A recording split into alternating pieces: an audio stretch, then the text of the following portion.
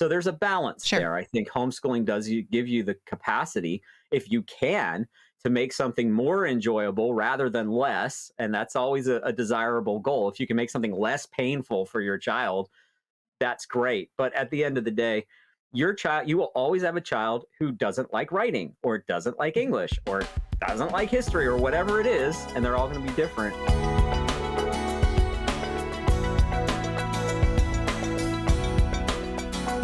So another one is what I call the myth of the magic curriculum.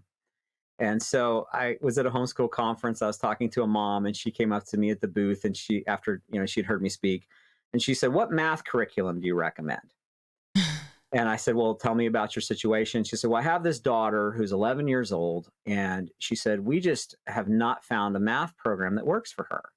And I said, "Okay, so what have you used?" And she went down through this whole list, and I'll just throw out some names, but I'm not endorsing or Mhm. condemning anybody. I'm just throwing out names. But she said, "Well, we've tried teaching textbooks, we've tried Saxon, we've tried Matthew C, we've tried Abeka, we've tried Bob Jones, we've tried," she just goes through this whole list, right? And so I'm going, wow. And she had bought like 9 different math curriculum programs. And so what she said is, we're trying to find a good math program. And I didn't mean to laugh, but I just did. And I said, "Well, can I just throw an idea at you?" And she's like, "Okay." And I said, "I'm just going to suggest the problem is probably not that there's something mortally wrong with any of those math programs, although they are different from each other, Uh-huh. and some of them have different approaches and so forth.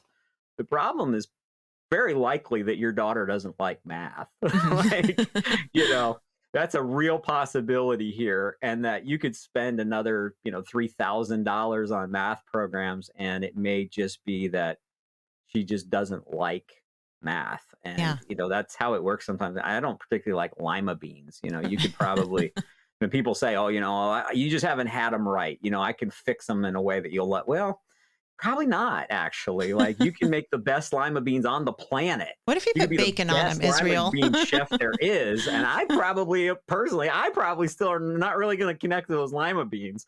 And so there is a sense sometimes where I think parents often throw way too much money at curriculum, thinking that the curriculum is the problem, or that the curriculum is going to solve the problem that their student is having.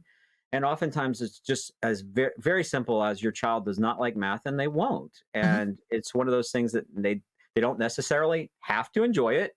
Yeah. They do need to learn it. And there's probably not going to be a perfect magic curriculum that they just think is fun. Yeah. And I think sometimes we do fall into too much of a trap of trying to make everything fun for our child. And I know I sound like I'm contradicting myself after what I said of a year of learning baseball, right? So there's a balance Sure. there. I think homeschooling does give you the capacity, if you can, to make something more enjoyable rather than less. And that's always a desirable goal. If you can make something less painful for your child, that's great. But at the end of the day, your child, you will always have a child who doesn't like writing or doesn't like English or doesn't like history or whatever it is. And they're all going to be different.